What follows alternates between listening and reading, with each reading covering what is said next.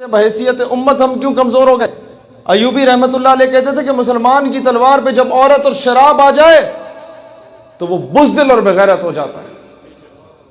آج ہمارے سارے سعودی حکمرانوں کی تلواروں پہ عورت اور شراب آ چکے ہیں۔ اسلامک ملٹری الائنس بنا تھا، کیوں بنا تھا؟ ہم لوگ خوش تھے نا کہ یار مسلمان فوجوں کا ایک ایسا الائنس بنا ہے، امریکہ کا بیڑا غرق کر کے رکھ دیں گے تو یہ ہو جائے گا تو وہ ہو جائے گا۔ میں نے جب دیکھا اس کی پہلی افتتاحی تقریب تھی، Donald Trump was invited as a chief guest.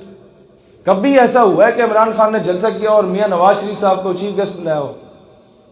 تو یار مسلمانوں کی فوج ہے، مہمان خصوصی امریکہ کا صدر کیوں آ رہا ہے اور کیسے آ رہا ہے؟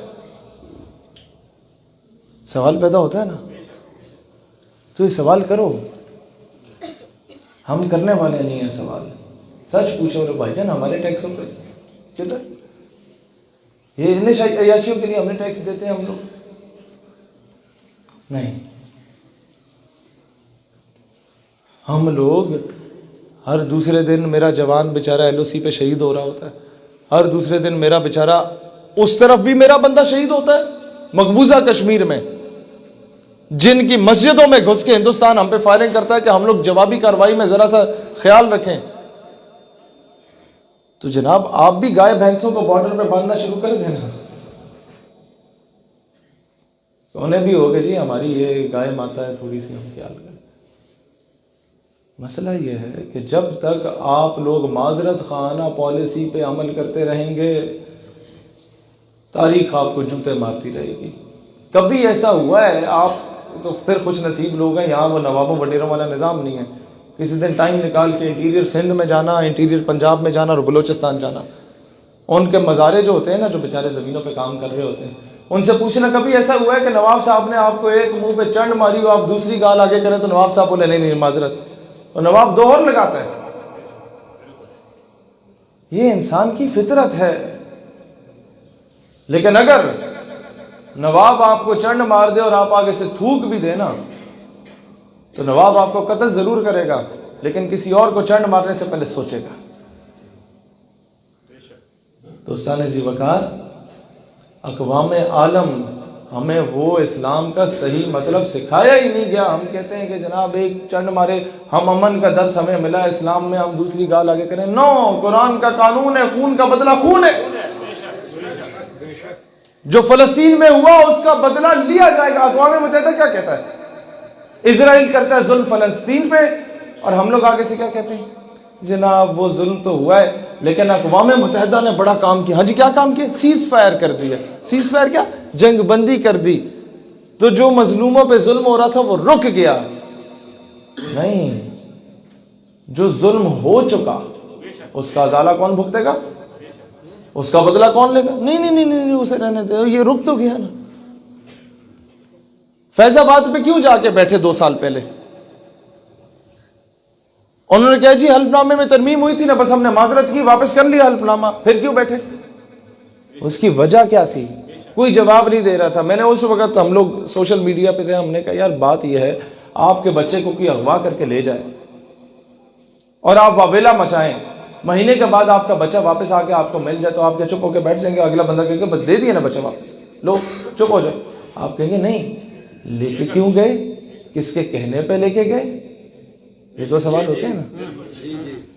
پچھلے 2 سالوں سے اس حکومت میں کلاس 4 میں، کلاس 5 میں، کلاس 8 میں ختم نبوت کے کوئسچنز کو چینج کیا گیا۔ عوام نے سوشل میڈیا پہ احتجاج کیا تو وہ ٹاپکس واپس آ گئے۔ یہ سوال کون اٹھ کے کرے گا کہ بھائی جان چینج کرنے والا کون تھا؟ اس کو سزا کیوں نہیں ہوتی؟ یہ وہ بندہ ہے، وہ گمنام لوگ ہیں جو آپ کے سسٹم میں گھسے ہوئے ہیں اور آپ انہیں نہیں پہچان سکتے۔ اس کے لیے کیا ضروری ہے کہ آپ کو سسٹم میں گھسنا پڑے گا۔ جب تک آپ سسٹم میں نہیں جائیں گے، یوں دھکے کھاتے رہیں گے۔ یہی ہوگا، میں ادھر آ کے تقریر کروں گا، نعرے لگیں گے، بلے بلے واہ واہ، میں اور گئے نہیں جی، 4 تصویریں بن جائیں گی، ادھر سیلفیاں ہو جائیں گی، بات ختم۔ نہیں، یہ میں فراڈ کروں گا آپ کے ساتھ اگر میں یہ کر رہا ہوں تو۔ درد دل کو سمجھو، میں ادھر یہ درد دل بانٹنے آیا ہوں۔ اپنے سینے میں وہ درد ہے نا، میں اس قابل نہیں تھا کہ میں ادھر آ کے ان بچوں کی دستار بندی کروں، تو میں سائٹ پہ پیچھے کھڑا ہو گیا. میری اوقات یا حیثیت نہیں تھی، علماء کا کام ہے وہ انہوں نے کیا. اسی طریقے سے حاکم وقت کو بھی چاہیے کہ آپ اچھے کرکٹر ہیں تو کرکٹ کھیلیں بھائی جان.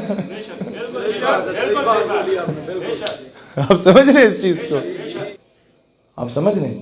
ایک قرارداد پیش ہو جائے کہ قادیانیوں پہ پابندی لگائی جائے ٹیچنگ فیکلٹی میں، آرم فورسز میں اور بیوروکریسی میں. دوسری قرارداد وہ شراب نوشی اور یہ زنا وغیرہ کی پیش ہو جائے کہ کوئی بھی افسر اس میں ملوث پایا گیا یا سیاستدان پایا گیا تو اسے بے شک آپ سنسار کرو نہ کرو، اسے اس کے عہدے سے برطرف کر دو. وہ عہدے سے برطرف کرنا ہی اس کی موت ہے جب میڈیا پہ بریکنگ نیوز چلے گی. دوستان ذی وقار، آپ یقین کریں آپ کے ملک سے غداریاں ختم ہو جائیں گی، آپ کے ملک کا نظریہ بیچنے والے لوگ ختم ہو جائیں گے. ہم کیوں بزدل اور بغیرت ہیں؟ میں اس لیے آ کے یہاں پر مذہب کو چھیڑتا ہی نہیں ہوں کہ مجھے جس چیز کا پتہ ہے میں نے وہ آ کے آپ کو بتانا ہے. اب لوگ کہیں کہ مسجد میں آ کے سیاست شروع کر دی ہے، تو بھائی جان نہیں، مسجد نبوی میں ریاست کے فیصلے ہوا کرتے تھے. صرف ایک بات کہنا چاہتا ہوں کہ آج کے بعد جو مطالبہ نہ کریں ان سے، یہ آپ کے نوکر ہیں. میں 2 مہینے پہلے لاہور گیا، خلیل الرحمان قمر سے ملاقات ہوئی. میں نے کہا جی ہم جلسے میں مطالبہ رکھیں گے، تو اس نے کہا بس کر جاؤ، تم بھی مطالبے کرنے لگ گئے ہو. میں نے کہا کیا مطلب؟ کہتے بزدل لوگ مطالبہ کرتے ہیں، یہ تمہارے ٹیکس پہ پل رہے ہیں، یہ تمہارے خادم ہیں، یہ تمہارے نوکر ہیں. آرڈر دیم، حکم کرو انہیں کہ قوم کی بیٹی کو واپس لاؤ. حکم کرو انہیں کہ فرانسیسی سفیر کو ملک سے باہر بھیجو.